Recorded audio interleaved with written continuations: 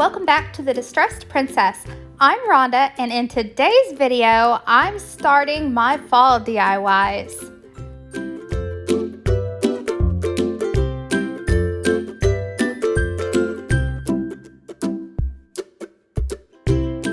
All the materials you'll find at the Dollar Tree, and I'm starting with this Geode, I think it's called a Geode, art piece, but it's just made of cardboard really, and it just doesn't fit in my house. So I'm going to take the Geode part off of the stand, and I'm just going to use the stand. And the way that I did that was by prying it off with a flathead screwdriver. And then I pulled the remaining jaggedy pieces of cardboard off of the stand so that they won't show even from the back side. I want this to be a nice piece. And the legs on the stand are stapled on, and so the staples are poking out the back. So I'm just hammering those down with the end of my screwdriver so that they don't hurt me. So obviously now we have a nicer smooth side, and then the back side, which is what we pried apart. And so we are going to use this large leaf cutout from the Dollar Tree, and of course we're going to decorate it first, but it's going to be glued onto the stand. Now, the first thing I needed to do with this leaf was to cut off its hanger and fill in the hole that's left. I finally remembered to buy more spackle from the Dollar Tree. This is really easy to work with. It's lightweight spackle and it dries really quick. So I just dabbed some of that on with my tool that also came from the Dollar Tree, and I put enough of it to fill the hole and I let it dry. Actually, I speed dried it with my hair dryer. Then I painted the big leaf with 2 coats of Rust-Oleum chalked in linen white, front and back, and making sure that the edges are covered too. I dried my leaf with my hair dryer, and once it was completely dry, then I used my 80 grit sandpaper. I'm not really sure about the grits of sandpaper, what's good to use on what, but this is just what I had, and it came from Dollar Tree. And I sanded down those layers of paint so that this leaf looked so nice and smooth. And I also sanded the edges so that that would take away any cakey pieces of paint that pulled around the edges.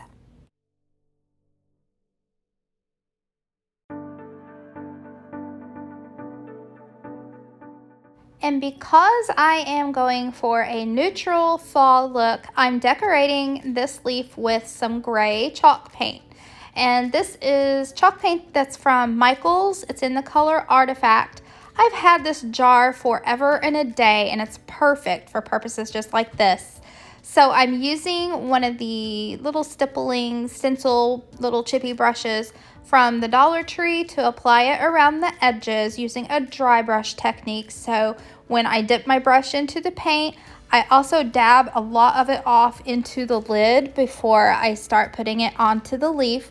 And I tried to make sure I was going in the direction that the pieces of the leaf would be going, like where the veins would be going. Next, there could be all kinds of ways of doing what I'm about to do, which is transferring an image onto this leaf. Now, I'm going to use the wax paper method, or you can use freezer paper. I hear freezer paper goes through the printer better, but I didn't have any of that. So we're going to print on this wax paper. I have a piece of cardstock paper, and I'm going to put the wax paper on top. You want the waxy side out. And I'm going to tape it down onto the cardstock paper. I had already typed out the quote that I wanted in the Canva program. I will link that in my description box below so that you'll have it if you want to make this project. And the important thing about when you are about to print this out, it needs to be mirrored Make sure that the print is mirrored. You want it to be backwards because anytime that you are ironing something onto something or sublimating or transferring an image, just like we are getting ready to do, you want the wording to be backwards so when you flip it over, it will read correctly. The easiest way to get your wax paper off of the cardstock without risking tearing into your image is to cut all the way around it.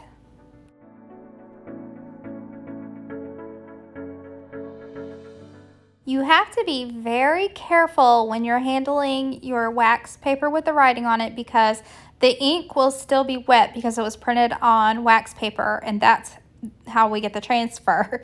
So just make sure that when you're positioning it onto the leaf, that before you let it touch the leaf, it is exactly where you want it to be. Then you will use some sort of a tool. You could use a credit card, Kroger card. I'm using a spackling scraper thing to press it onto the wood. It's kind of like a rub-on transfer.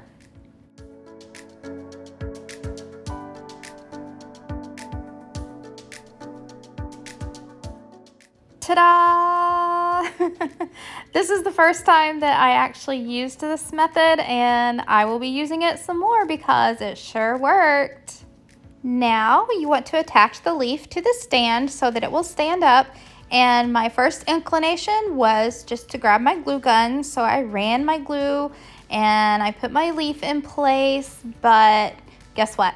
It didn't stick. That glue just wanted to peel right back off.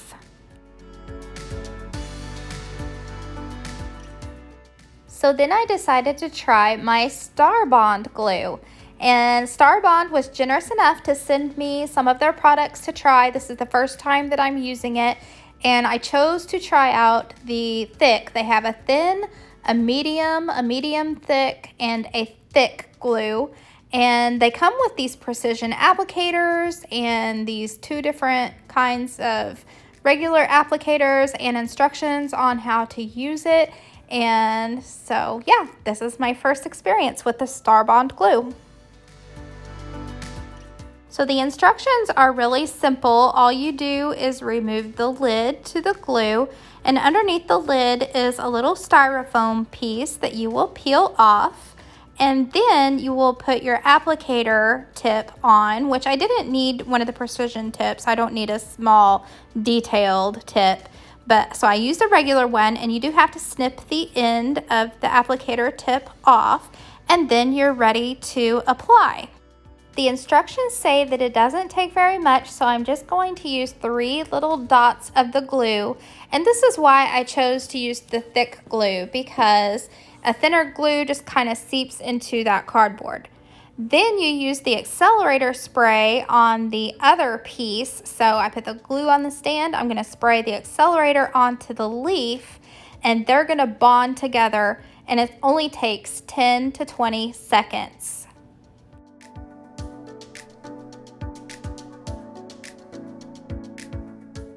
The bottom of the leaf was a little wobbly, and so I decided to use some of that glue for putting on the legs so that it's actually attached to the black legs as well. And as promised, it was bonded in 10 to 20 seconds. I had a really good hold, and I'm really impressed with the Star Bond. So Star Bond has given me a code to share with you all. It is Distressed Princess. And if you use my link in the description box and the code Distressed Princess, you will get 10% off your order at Star Bond. And so this is my first fall DIY of this season. I think we started with a bang.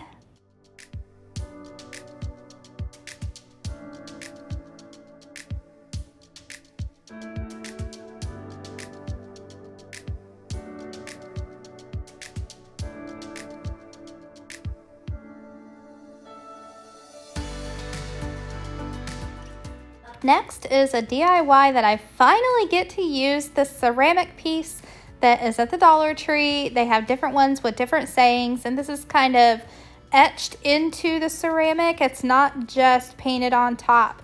So we're going to actually flip it over and use the back side. So the first thing you need to do is remove that sticker, which I used a Dollar Tree scraper and Goo Gone.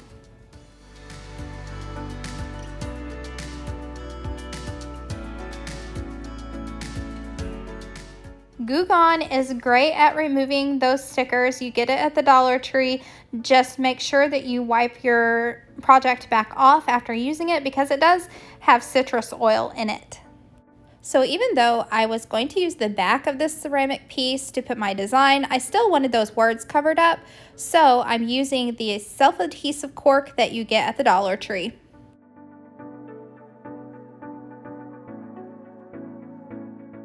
And I thought it would look nicer if I rounded the corners.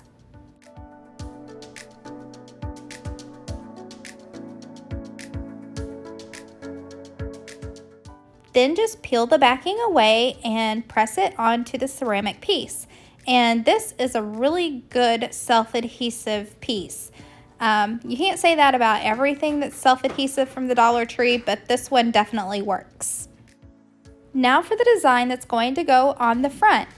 I went into my Cricut program and I picked out a pumpkin and I cut it onto black permanent vinyl. And did you know that you can get vinyl at Dollar Tree now? It's not easy to find, but I think maybe you can order it online. So if you wanted to make this a very cheap project, then you can certainly get your vinyl from the Dollar Tree. I weeded my image and then I'm going to use the clear contact paper that you can get at the Dollar Tree to use as transfer tape. And I wanted to show you a trick with this because the last time that I used this clear transfer tape, it was extra sticky. Like it didn't want to come unstuck from my project very well. So that's too sticky. So if you have any kind of issues with your transfer tape of any brand, be it contact paper or even a Cricut brand, if it is too sticky, all you need to do is fuzz it. And when I say fuzz it, all I mean is when you peel the backing away from your transfer tape, then just put it onto a dishcloth, your shirt, a towel, anything to de-stickify it just a little bit. Then just cover your image with it as normal and transfer your image onto the ceramic block.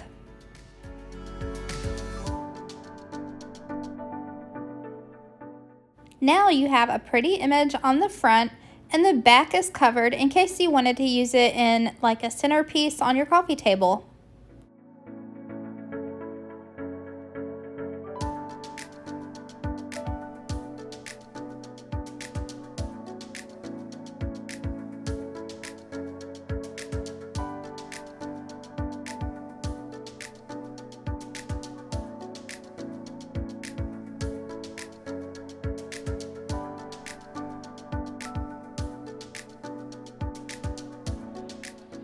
The next DIY I can't claim to be my own idea because I've seen a lot of people do it, but this is the first time that I've ever found these foam dice in my Dollar Tree. If you use 2 coats of Rust-Oleum white chalk paint on these foam dice, they turn out looking just like wooden cubes. Now, of course, you can buy wooden cubes from the Dollar Tree now, but they're $1 a piece, so it's cheaper just to buy this package of dice. And then just use some peel and stick letters. They have a whole variety of them at the Dollar Tree, and make the word fall onto your cubes. I like to use tweezers whenever I'm using peel and stick letters or any kind of peel and stick images because they like to stick to my fingers and I can never get them down without them being crooked if I don't use tweezers. And so this can go with your neutral fall decor or it can go with any other colors. I just love how simple it is.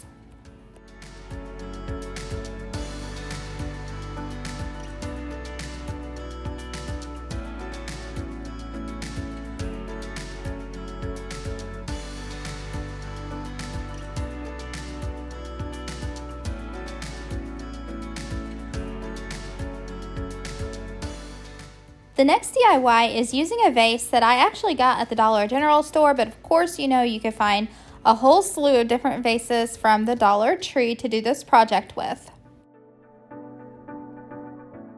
I'm going to decorate the vase using the self-adhesive stencils that you get at the Dollar Tree, and I decided on the long feather that was in this pack.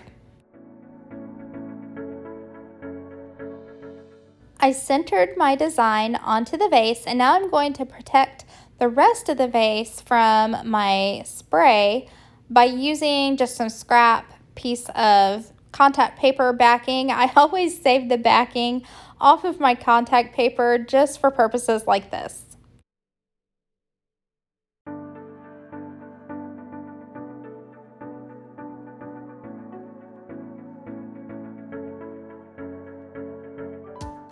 Instead of using a spray paint color to make my design, I decided to use the Rust-Oleum frosted glass. It's only a few dollars, and I believe I got this one from Home Depot, and it makes a really cool effect. So all I did was spray it right on the design.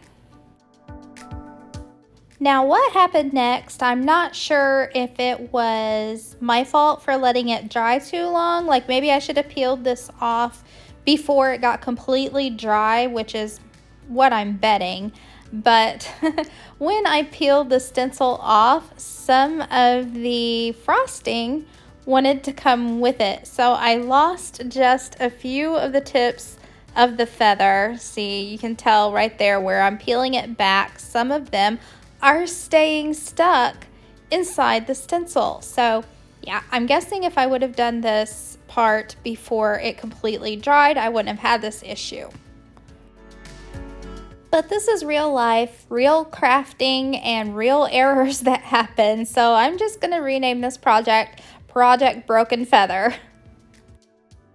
I saw just 2 of these little bunches of puff balls at the Dollar Tree. If they would have had more, I would have bought more, but they're so cute and they come in different colors. I think there's like a blue, a lavender, a pink. They're so pretty. I'm so glad that they put out something new for fall this year. And so anyway, I was only able to get these 2 bunches, but that's what I wanted to use in my broken feather vase.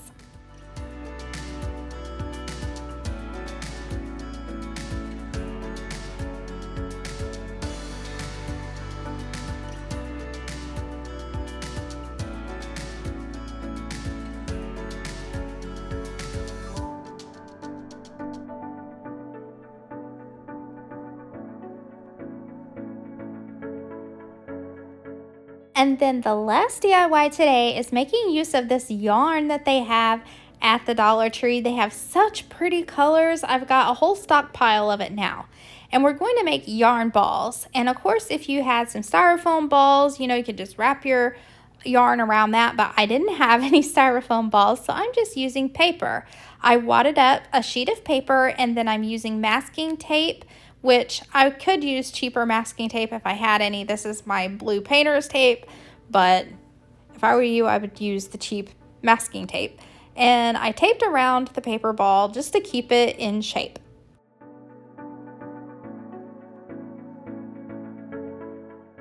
Once you get your paper balls all taped up, then you wrap the yarn around, and to get it started, you just hot glue a little piece and then just wrap until all of your paper ball is covered.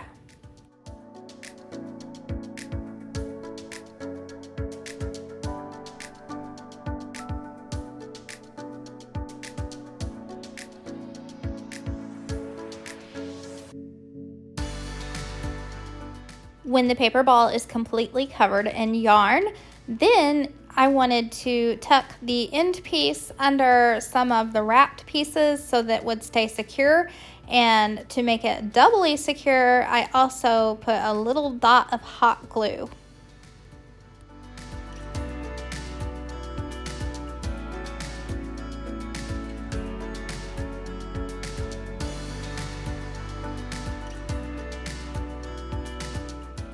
So I made 3 to go along with the decorative bowl filler balls that you get at the Dollar Tree, and I'm going to do something a little special with them.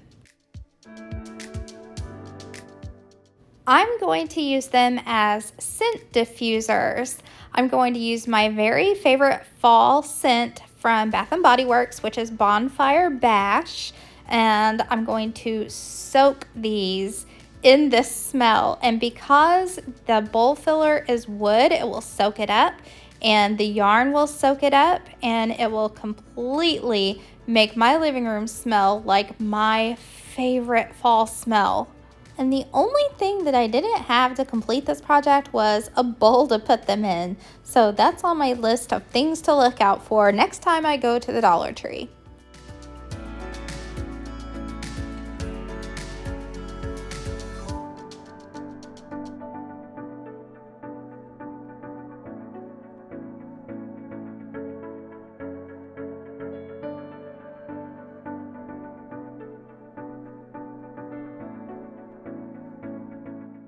And let's take a look back at all the fall DIYs today.